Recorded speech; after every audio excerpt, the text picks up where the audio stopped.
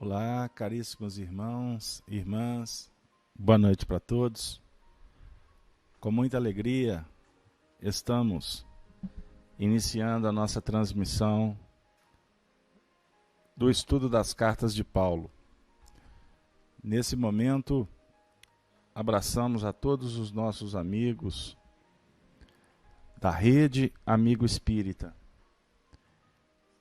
que possamos estabelecer essa sintonia cada vez mais dinâmica, mais operacional, da fraternidade, da igualdade, da liberdade entre os corações.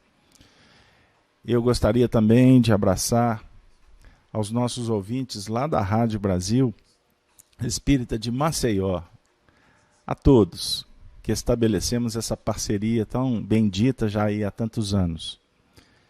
Nesse momento, eu gostaria de convidá-los para que nós possamos juntos fazer a prece inicial do nosso trabalho, rogando aos benfeitores as bênçãos para o nosso encontro.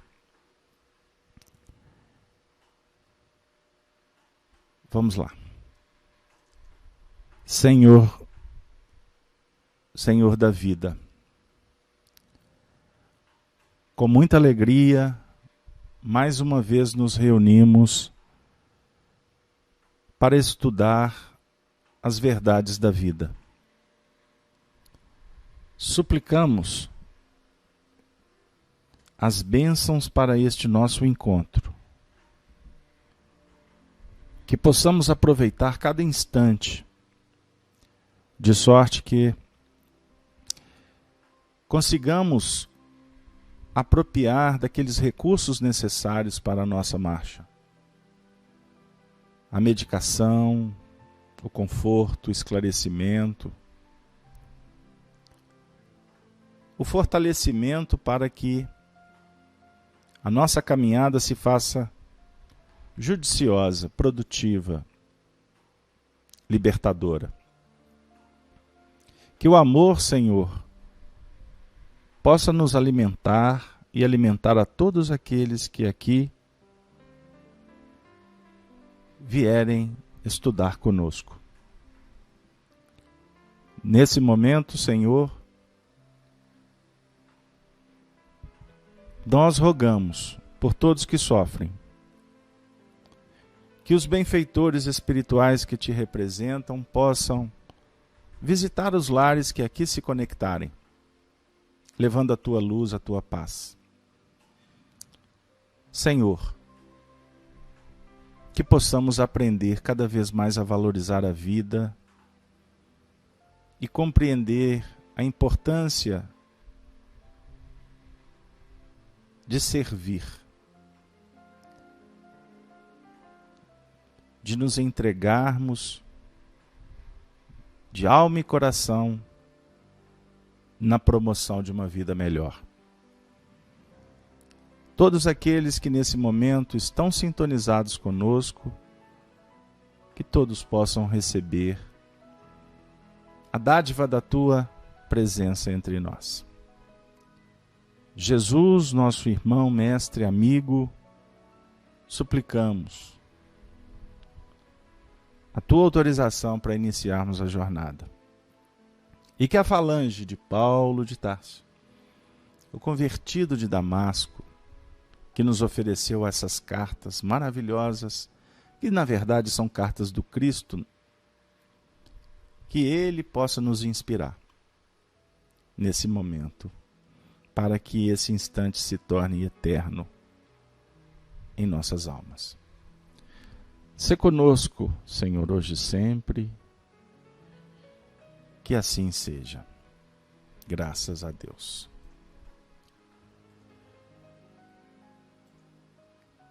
Queridos amigos, queridas irmãs, boa noite novamente para todos.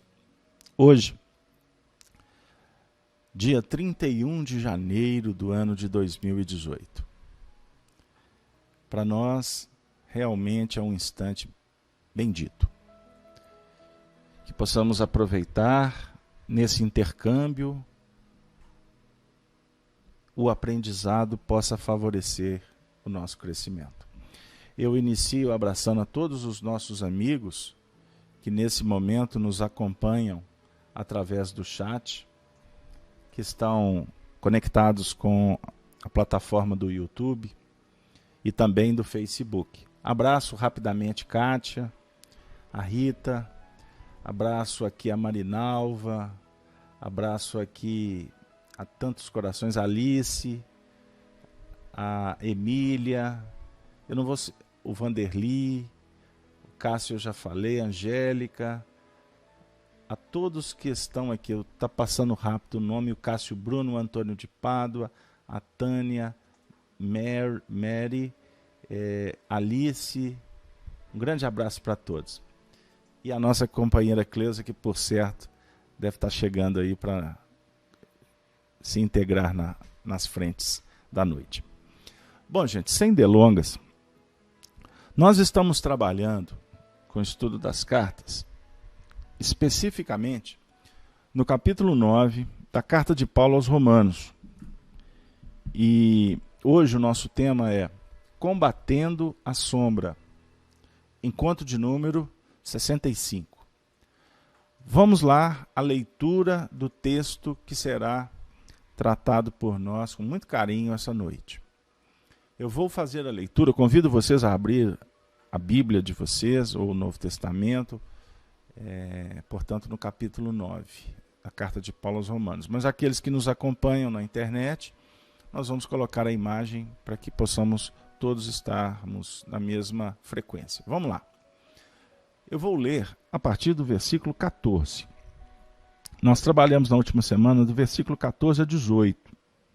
Vou relê-los e já dar prosseguimento no que reporta o trabalho da noite. Vamos lá. Afirma Paulo. Ele faz, aliás, uma pergunta. Que diremos, pois? Que diremos, pois?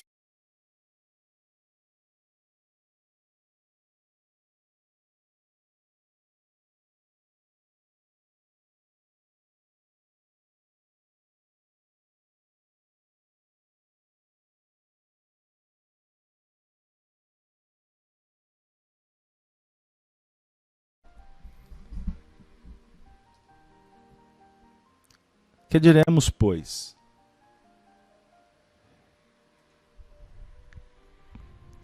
Um instante, por gentileza. Vamos lá. Que diremos, pois? Que há injustiça da parte de Deus? De maneira nenhuma. Pois diz a Moisés: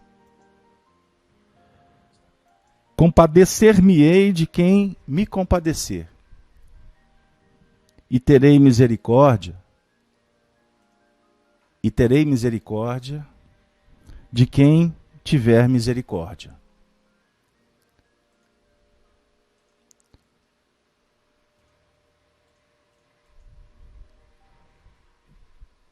Terei misericórdia de quem tiver misericórdia.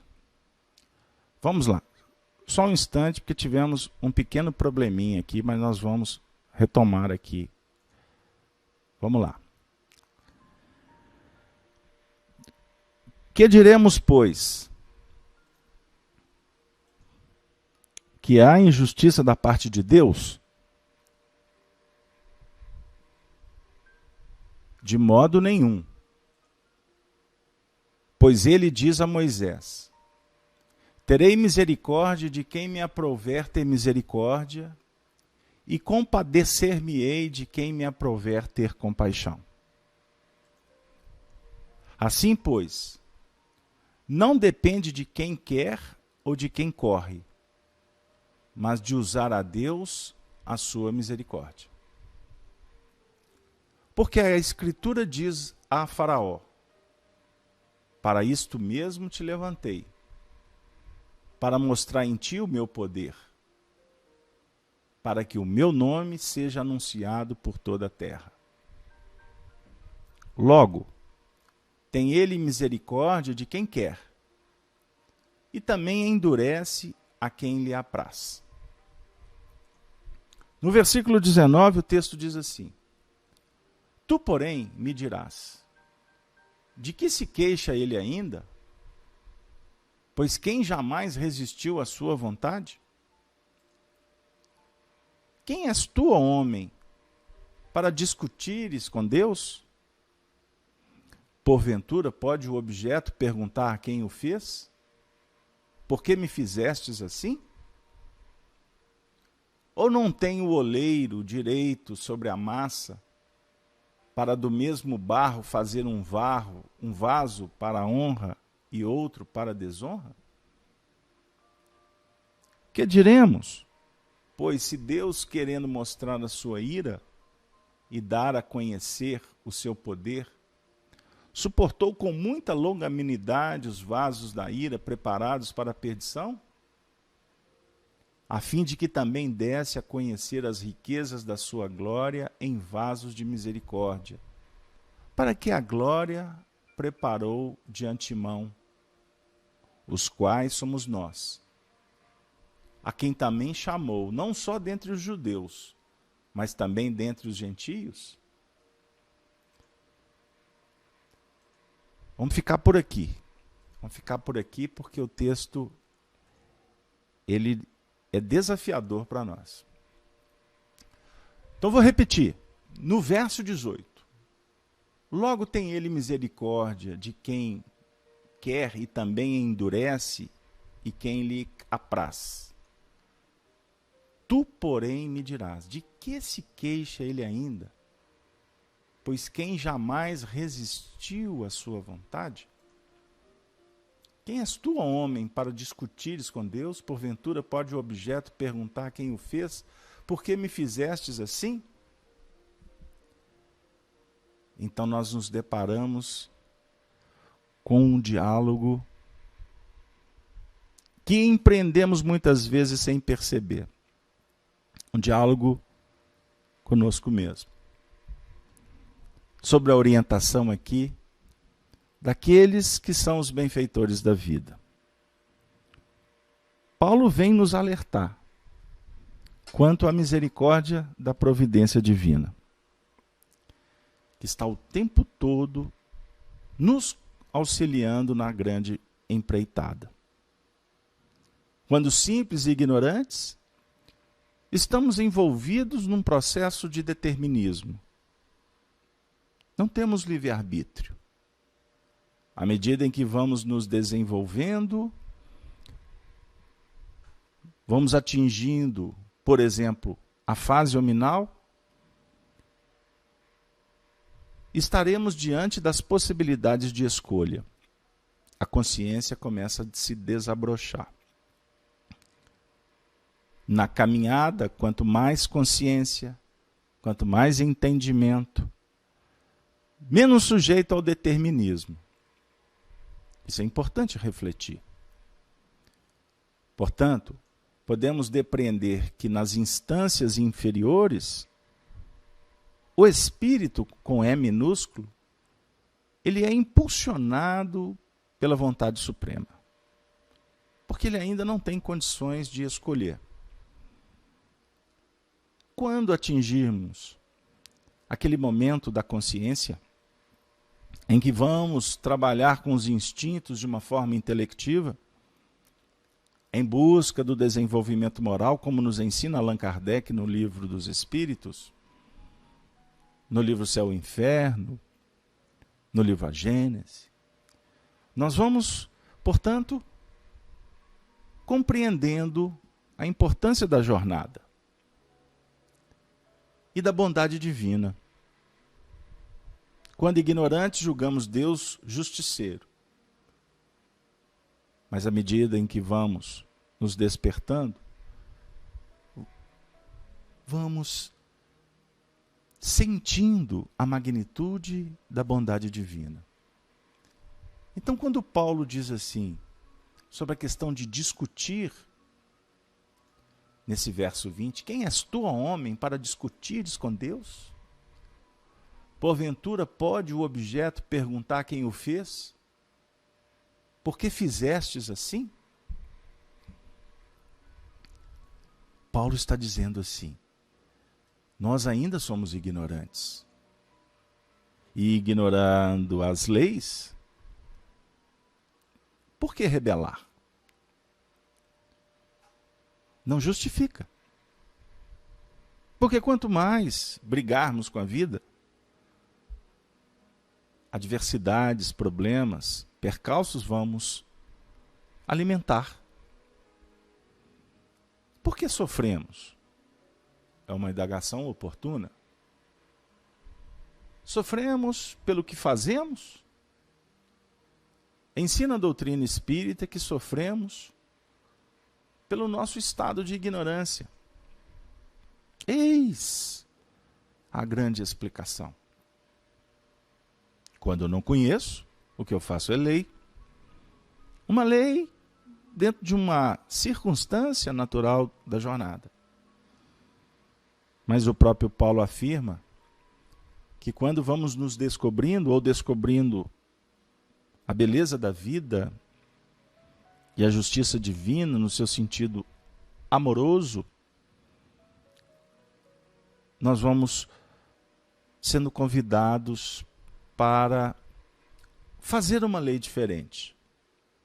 Para isso, temos representantes do alto, exemplos, livros, escolas, que objetivam o auxílio. Auxiliar. Facilitar. Julgamos muitas vezes que estamos sós, quando a lógica patenteia outra coisa. Abandonados, quando a vida indica possibilidades. Nós é que não. Nos movimentamos para entender, para enxergar. Então o texto do Paulo é divino. Não no sentido de que seremos repreendidos por Deus por discutir, por rebelar. Não iremos cometer sacrilégios nenhum quando entramos nessas fendas complexas. Porque, na verdade, Deus não está lá fora. Embora Deus esteja em todo lugar, na natureza, no céu, em todos os planos, em todas as dimensões. Mas nós vamos identificá-lo na natureza quando identificarmos a presença dele em nós. Porque se não assim proceder, não vamos identificá-lo lá fora. Isso é uma questão importante que Allan Kardec vem demonstrar para nós. Durante muito tempo alimentamos a ideia da queda, a queda do paraíso. A queda que trouxe pecado, medo, culpa. E na verdade, amigos, a queda foi interpretada durante muito tempo de uma forma importante para aquela época. Porque a queda agora para nós, ela representa, na verdade, uma descida para uma experiência. Porque se estamos descendo é porque estagiamos numa condição primordial para que depois a gente descesse. Você sobe ao monte para verificar a planície e depois você é convidado para descer para a planície para operacionalizar. Adão, Eva, serpente, paraíso, são símbolos. O espírito é criado simples e ignorantes. Ignorando, na sua simplicidade, portanto, ele vai ser convidado para uma trajetória para atingir a perfeição. Então não existe queda imputada. Aliás, existem doutrinas estranhas que interpretam essa queda. Que algumas apresentam até uma caminhada em linha reta. O que a lógica da doutrina espírita e da própria evolução patenteia uma outra coisa. Não existe espírito que se rebela contra Deus e vai ficar permanentemente trazendo dificuldades para os outros. Aí, o Satanás, o diabo. O opositor, na verdade, ele não está lá fora, ele está aqui dentro. Somos nós que criamos empecilhos para a comunhão divina. Para sermos filhos do Altíssimo. Todos somos Cristos. Todos temos o Cristo. Agora é necessário criar um movimento para que o ser Cristo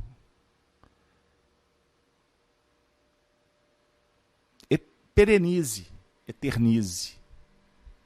Porque nós oscilamos entre Deus e o diabo, entre a luz e a oposição à luz. Deus nos criou para que nós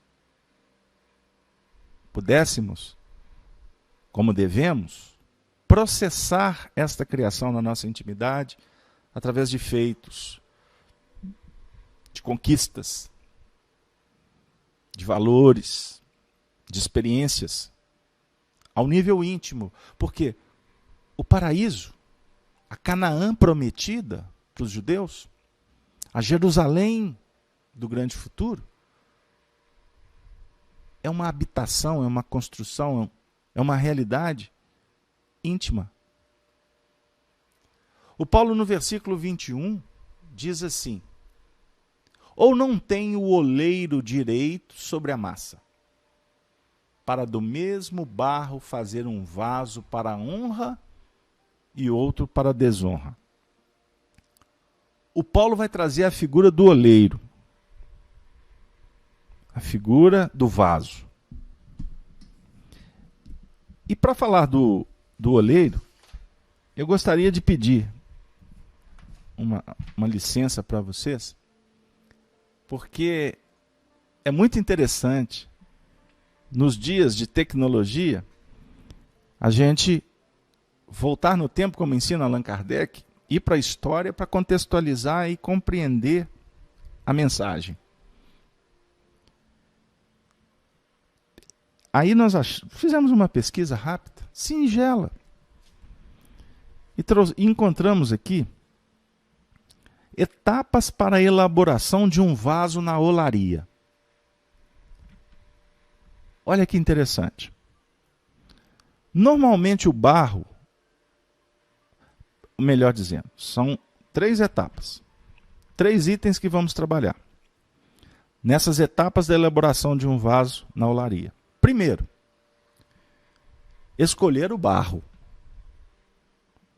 Normalmente o barro apropriado para a olaria está nas margens dos rios, em locais conhecidos como barreiros. É um trabalho pesado e difícil. Requer o transporte de grandes porções do material. Então aqui nós estamos escolhendo barro e estamos verificando que vamos localizá-los nas margens dos rios. E para pegar barro é um trabalho difícil, pesado, e que requer um transporte para grandes proporções. Segundo ponto, preparar o barro. Envolve 2 atividades distintas e complementares. Vamos a ela. Primeiro, bater o barro para livrá-lo das pedras e outras impurezas. Amassar o barro para eliminar eventuais bolhas de ar. Então temos que bater, depois amassar. Bater, repetindo, para livrar de pedras e impurezas. E depois amassar para tirar bolha de ar. Tanto uma como outra atividade visam que o barro possa suportar o calor. As bolhas poderão fazer com que a peça exploda dentro do forno, durante a queima, como também pode provocar rachaduras em peças que estejam secando. Olha que interessante. A técnica, a ciência do processo. Agora, o terceiro ponto, que é modelar o vaso. Para modelar um vaso, o oleiro, que é o profissional que trabalha na fabricação de peças torneadas, utiliza a roda de oleiro. É uma bancada de madeira antes movimentada pelos pés do trabalhador através de correias. Hoje em dia, o torno utiliza um motor acionado de maneira semelhante às máquinas de costura, motorizadas.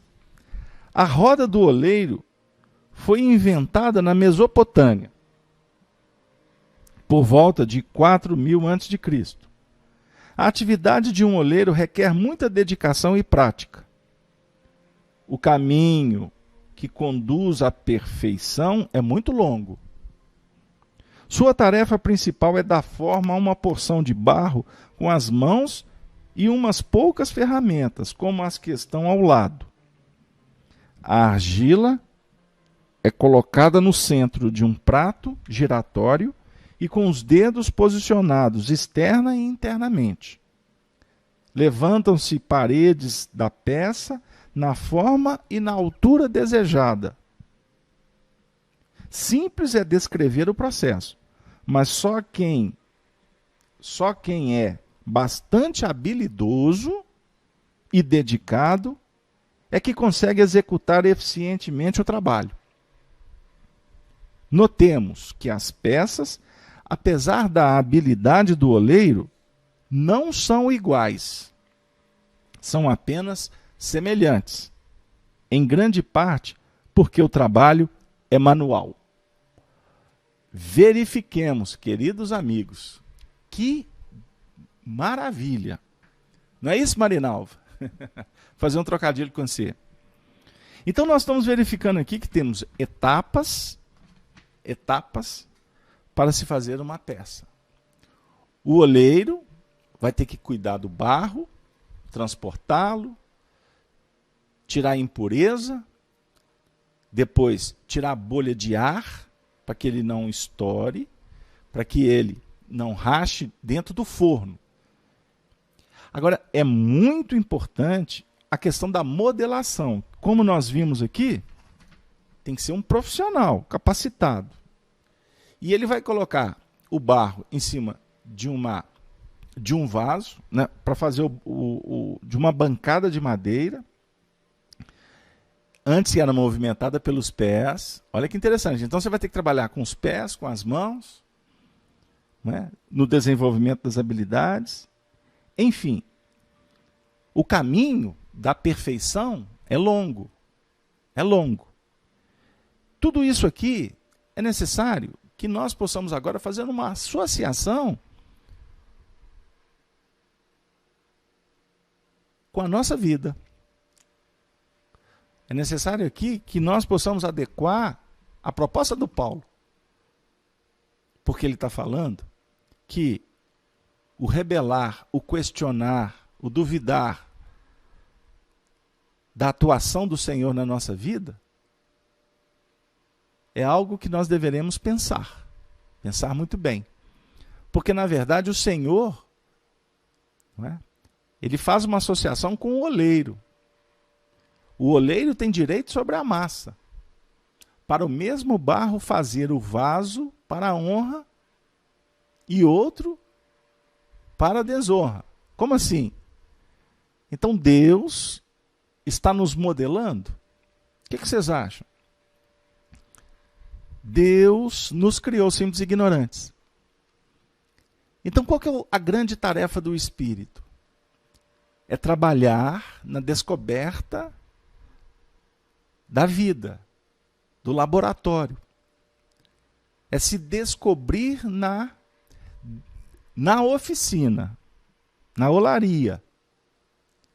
E ao se descobrir dentro da oficina, nós estaremos sendo convidados para manusear o barro, para escolher o barro devido, aquele que a gente quer trabalhar. Que barro é esse? Não são os elementos que a vida nos oferece? O vaso, nós poderíamos tratar como, por exemplo, o corpo físico, precisamos de cuidar do vaso.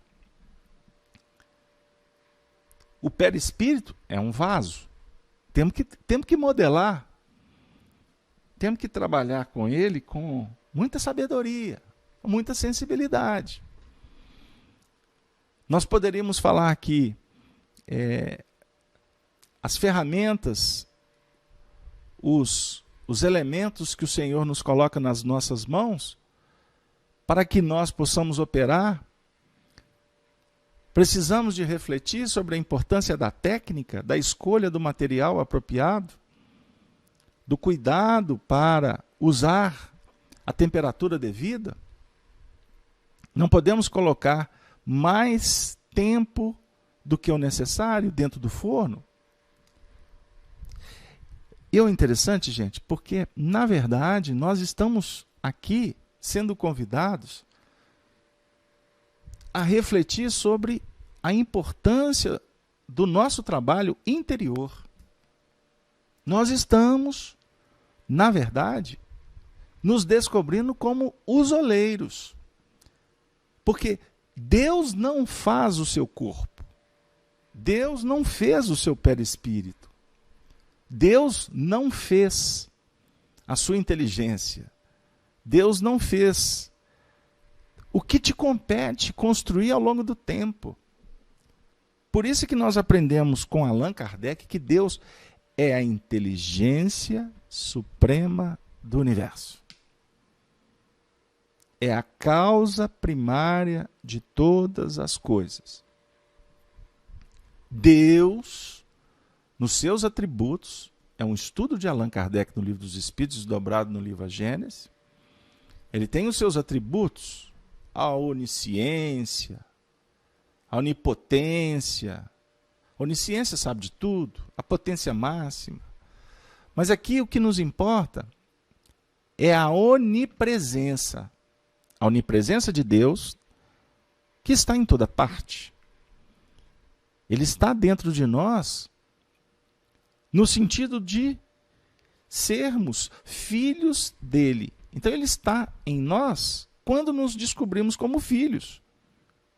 E um filho que jamais, para ser feliz, abandona a sua condição de filiação. Ele é herdeiro. Mas para se descobrir como um verdadeiro filho, é necessário um labor de muito tempo. Técnica, planejamento, sabedoria. E é muito interessante, né? Porque existe a roda de oleiro. Aquela roda que é uma tabuinha de madeira utilizada para colocar o barro, para se fazer a peça. Será que nós poderíamos aqui rapidamente fazer uma associação com os nossos centros de força, que funcionam como rodas, fulcros energéticos, né? Os nossos 7 centros de força, o coronário, o frontal, o laríngeo, o cardíaco, o esplênico, o gástrico, o básico, 7 centros de força. E para falar de 7 centros de força, que é competência nossa administrar, pelo pensamento, por que não? Por que não? Se vocês me permitem, por que não?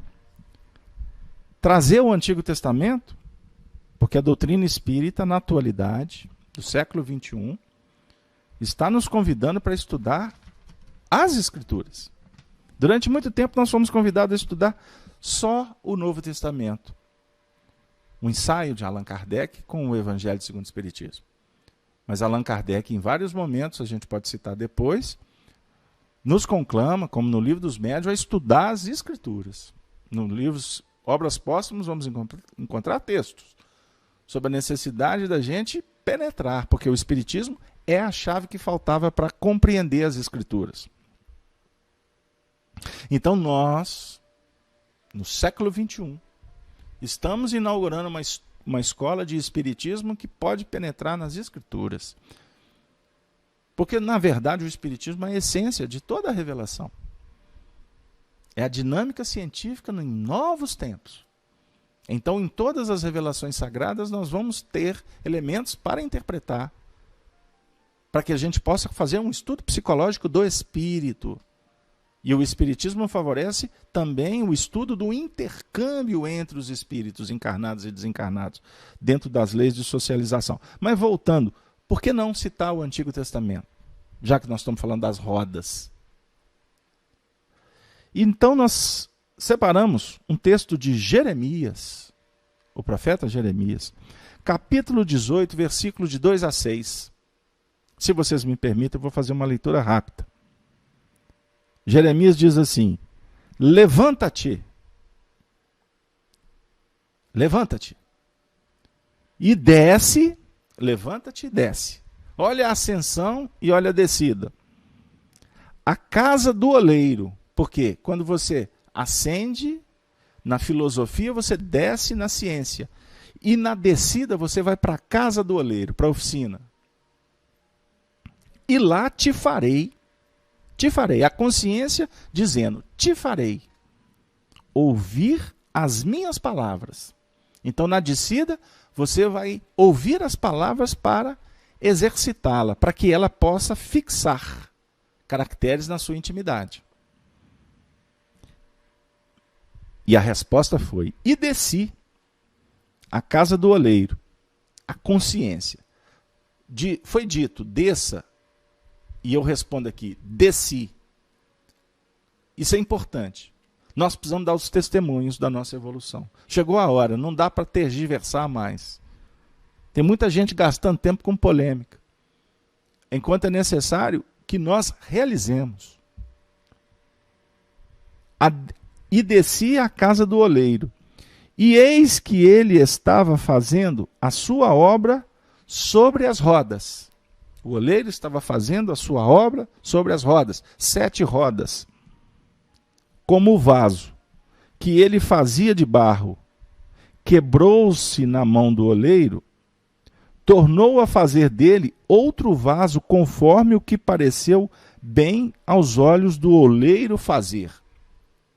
Aqui, nós estamos sendo convocados para refletir sobre a circunstância do aprendizado. O oleiro estava fazendo, de repente o vaso quebrou. E o vaso quebrando, ele será convidado para fazer uma nova peça, com uma nova ótica, com a experiência adquirida naquele contexto da própria quebra da peça. É a construção. Poderíamos falar da escada de Jacó ou das linhas pedagógicas de Piaget, do construtivismo. Fica aí para refletir cada um na sua escola. O importante é a essência. Então veio a mim a palavra do Senhor, dizendo: não poderei eu fazer de vós como fez este oleiro, ó casa de Israel? Diz o Senhor: eis que, como o barro na mão do oleiro, assim sois vós na minha mão, ó casa de Israel. As nossas mãos estão sendo convidadas pelo Senhor para que nós possamos preparar um vaso de honra e não de desonra.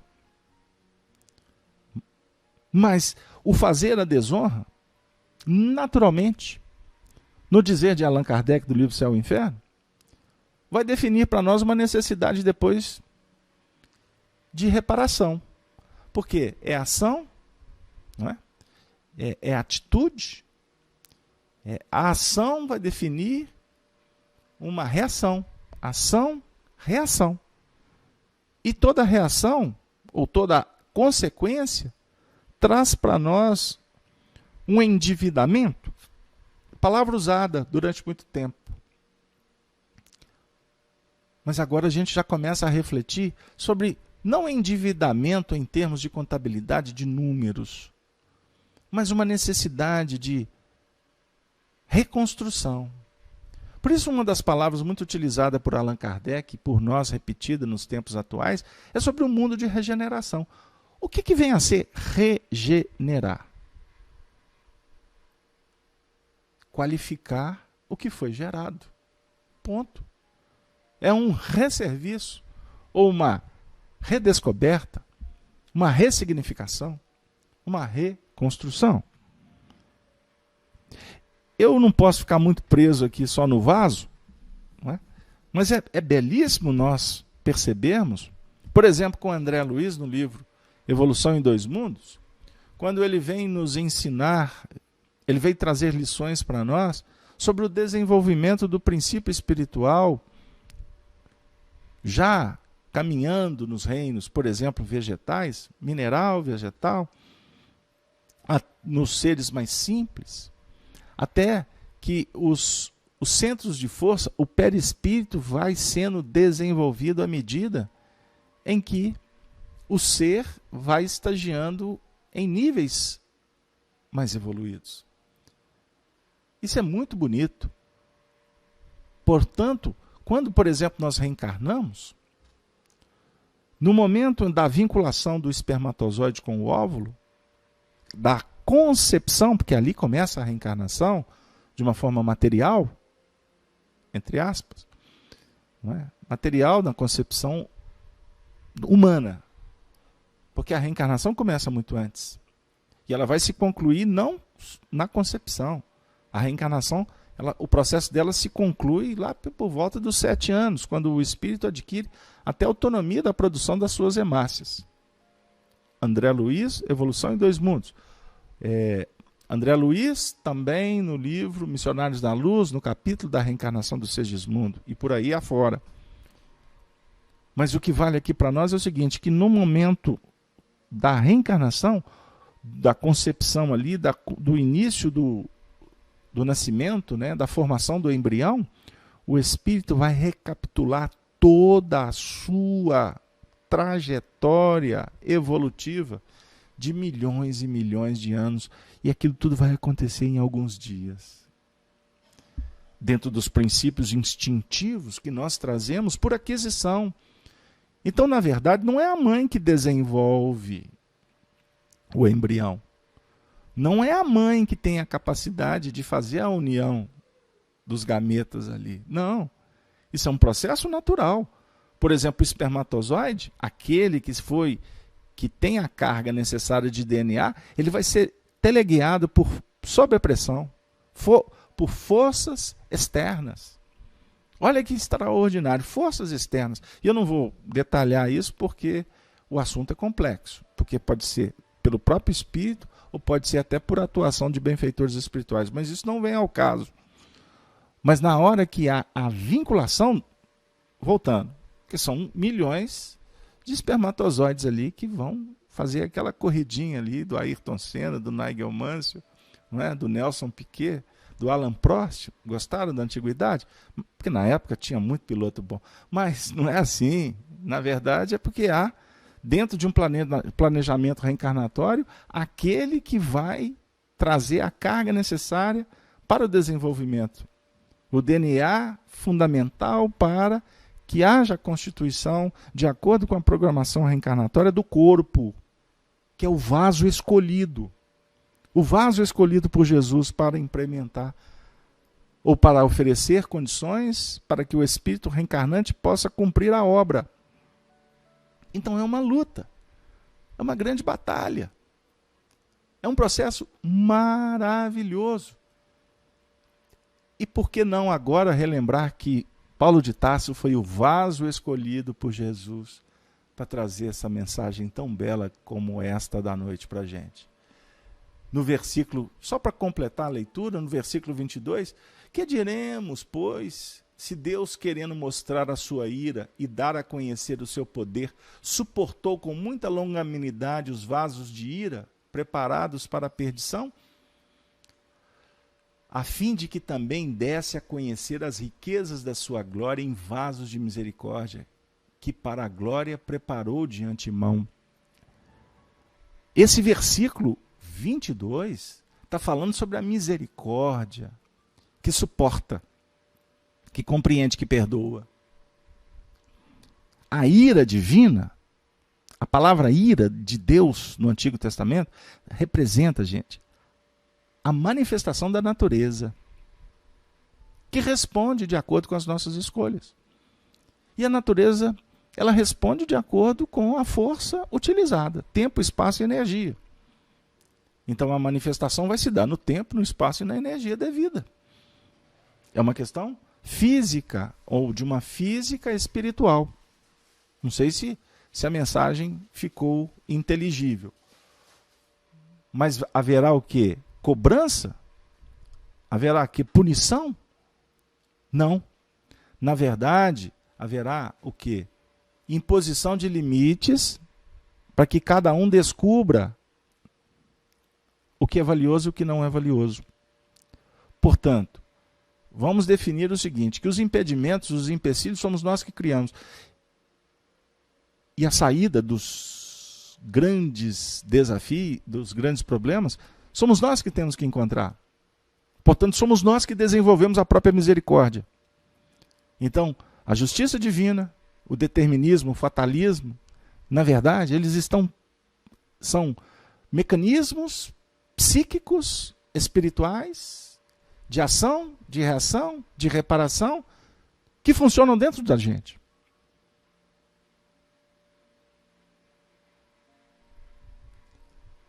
Captaram aí? Como que o assunto é belo? Então, o que nós definimos como complicação, perdição, nós precisamos depois de encontrar solução para que não haja perdas, e sim sempre ganhos ao nível espiritual. No versículo 23, para a gente estar caminhando para o momento conclusivo, a fim de que também desse a conhecer as riquezas de sua glória em vasos de misericórdia, que para a glória preparou de antemão. O que significa preparar de antemão? Nós poderemos aqui rapidamente dizer que trazemos a perfeição na essência espiritual, a perfectibilidade. O potencial está dentro da gente. Então, em tese, foi preparado de antemão. Na verdade, não foi preparado. Está guardadinho. No seu sentido de que quando fomos criados simples e ignorantes, mas com todo o potencial para atingirmos a plenitude no tempo, no espaço de Deus. É tão belo estudar o Evangelho com a doutrina espírita, não é verdade? O versículo 24 que trata, eu vou fazer apenas a leitura, os quais somos nós, a quem também chamou não só dentre os judeus, mas também dentre os gentios. Não, um minutinho dá para trabalhar. Somos nós. Por que somos nós? Somos nós porque nós estamos aqui estudando a mensagem. Somos nós dentre os gentios. Porque, melhor, somos nós dentre os judeus. Desculpem, cometi um erro. Somos nós dentre os judeus. Somos nós porque dentre os judeus representam a humanidade em busca da evolução nesse sentido, da espiritualidade,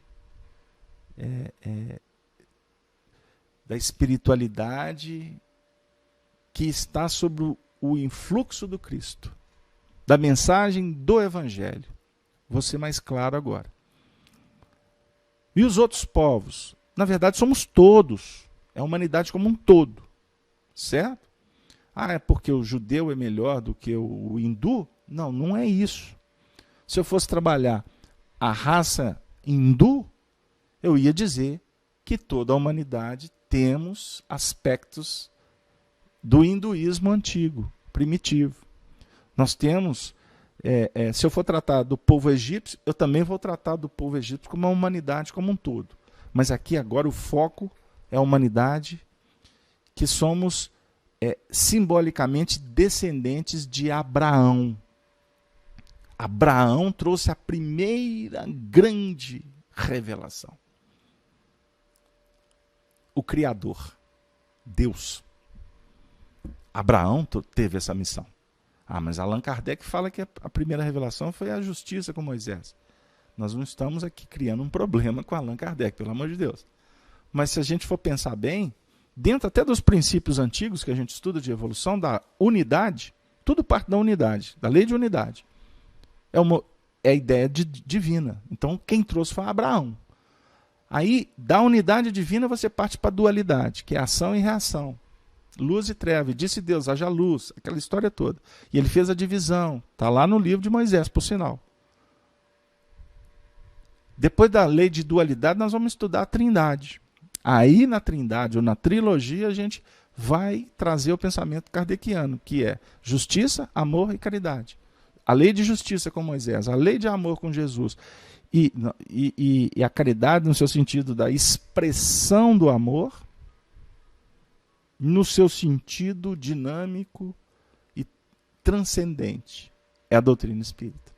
Sem a doutrina espírita não há verdadeiramente uma vivência, uma expressão evolutiva da caridade que liberta a consciência de uma forma definitiva. Não estou falando de caridade no seu sentido de beneficência. Aliás, Allan Kardec fez ajustes, muitos ajustes, trocando em alguns textos a palavra caridade por beneficência, exatamente para diferenciar, porque caridade é um projeto, é uma proposta muito mais ampla do que a gente possa trabalhar aqui agora. Eu preciso, queridos amigos, o desafio aqui é muito grande, o nosso tempo é diminuto, né?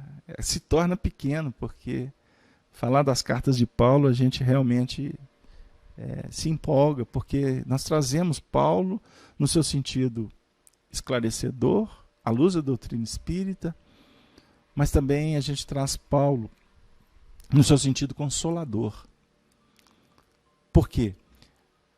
Semana que vem eu vou explorar mais o versículo 24, dos judeus, mas também entre os gentios. Fica aqui, eu vou até anotar para não esquecer, eu vou focar o início da reunião nesse versículo 24.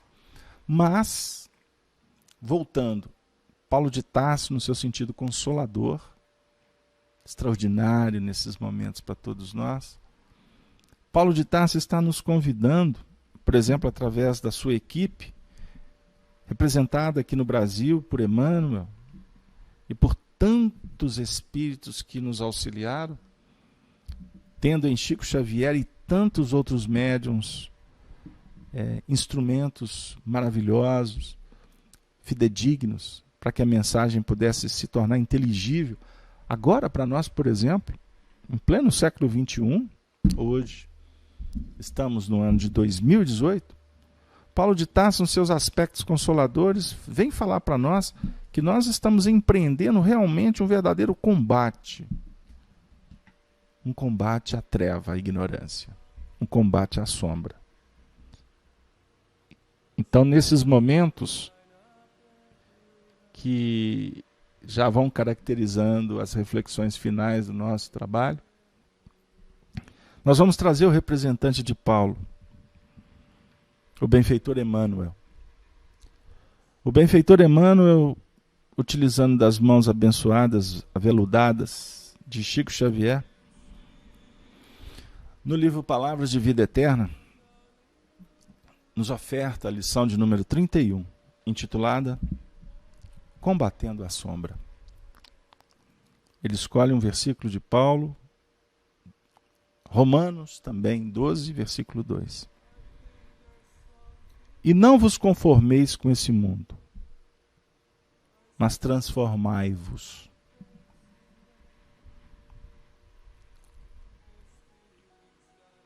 Afirma Emmanuel. O aviso evangélico é demasiado eloquente. Todavia é imperioso observar-lhe a expressão profunda. O apóstolo divinamente inspirado adverte-nos de que, em verdade, não nos será possível a tácita conformação com os enganos do mundo. Tanta vez abraçados espontaneamente pela maioria dos homens. No entanto, não nos induz a qualquer atitude de violência. Não nos pede rebelião e gritaria. Não nos aconselha azedume e discussão. A palavra da Boa Nova solicita-nos simplesmente a nossa transformação. Não nos cabe, a pretexto de seguir o Mestre, sair de azorrague em punho, golpeando aqui e ali, na pretensão de estender-lhe a influência. É imprescindível adotar a conduta dele próprio que, em nos conhecendo as viciações e fraquezas, suportou-nos a rigidez de coragem e orientando-nos para o bem cada dia, com esforço paciente da caridade que tudo compreende para ajudar. Não movimentes deste modo o impulso da força, constrangendo os semelhantes a determinadas regras de conduta, diante da ilusão em que se comprazem. Renovemo-nos para o melhor. Eleva o padrão vibratório das emoções e dos pensamentos. Cresce para a vida superior. E revela-te em silêncio,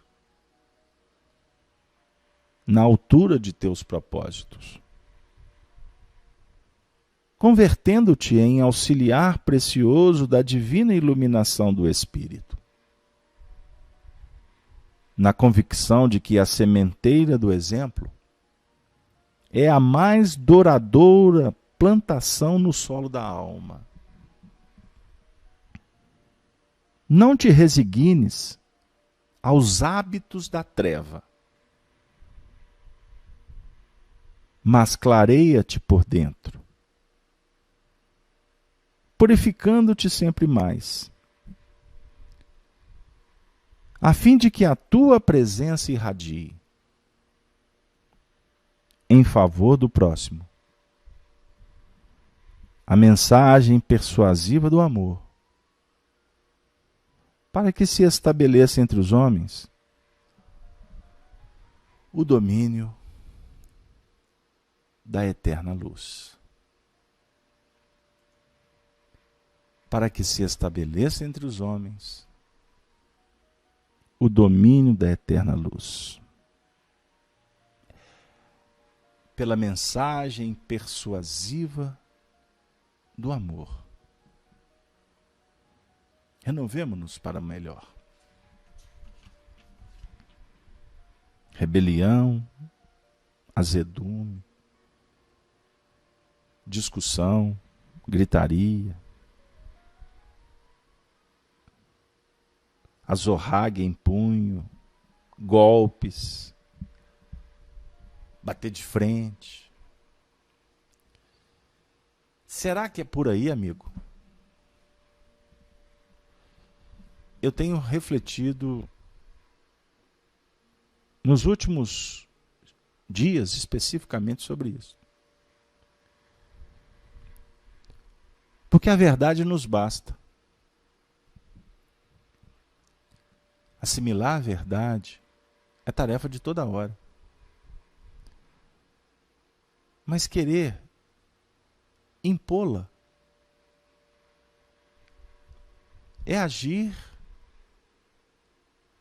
contrapondo a própria verdade. Quando solicitados, nós podemos contar um pouco sobre ela. Mas quando não, eu te pergunto, será que vale a pena? Será que em nome da verdade não estaremos agindo de uma forma contraproducente ao que a verdade propõe? Devemos tomar cuidado quando nos julgamos detentores da missão da renovação. Quando nos deparamos com os erros, com os equívocos, que para nós já pode estar claro, há de se pensar que para o outro não. Para o outro é luz. Quando nos descobrimos por ter comido o fruto da ciência do bem e do mal, conforme o símbolo do Apocalipse, do livro Gênesis de Moisés, porque nos for avisado que não era para comer do fruto, nós entramos numa onda que não era uma onda positiva, a serpente. Pode ser a moda, pode ser o impulso, pode ser a vaidade, a onda, mediunidade, entra em sintonia. O Senhor disse: não comeis, porque se comeis, morrereis. Quem sabe o processo da morte, quando se come a verdade desse fruto, ele é tão doloroso. E já por apresentar luz, ou uma vontade de ser luz, a gente quer evitar que o outro passe pela experiência. E, na verdade, cada um tem o seu caminho. Desvios sempre existiram e continuarão a existir. Adulterações, complicações, corrupção. Em nome da verdade, muitos se corrompem. Muitos querem convencer por vaidade, por pura vaidade. Eu ouvi de um amigo espiritual palavras que eu ouvi quando este esteve conosco, na terra. Ele me disse ontem numa atividade mediúnica: meu filho, dê tempo ao tempo. Porque o rio do tempo deságua sempre no mar da misericórdia divina, no tempo de Deus. Que Deus, o Senhor que está dentro de nós e que nós estamos descobrindo a cada momento, que Deus nos abençoe. Que Jesus, nosso Mestre e Senhor, se faça bem pertinho. E Ele se fará pertinho, bem próximo, quando nós sairmos de dentro de nós mesmos para servir o semelhante. Porque quando a um destes pequeninos fizerdes, a mim fareis. Então nós vamos encontrar Jesus, não é abrindo a porta da casa e falando: Senhor, vem me visitar. Nós vamos encontrar Jesus quando nós formos para cuidar de quem está precisando do mesmo Jesus, da mesma bondade, do mesmo amor que a nossa alma clama, que o nosso coração suplica. Como agora, felizes, gratos, reconhecidos pelas bênçãos espargidas, nós só temos que dizer: obrigado, Jesus. Obrigado, amigos espirituais, por nos brindar com esta oportunidade. E você que está na sua casa, que por acaso abriu esse vídeo, Lembre-se, independente das religiões, a destinação do Espírito é amar. Esta é a grande religião. E quando filosoficamente amarmos, na ciência operacional da vida, aí sim nós vamos adquirir o prêmio da felicidade, o aroma, a essência da paz. Que as rosas da fraternidade possam formar um grande buquê alinhavado pela igualdade, pela liberdade. Ave Cristo. Com a saudação dos cristãos dos primeiros tempos, a equipe espiritual se despede de você. E eu, apenas um pretensioso divulgador, deixo aqui também os meus votos de paz. Seja feliz. Depende de você.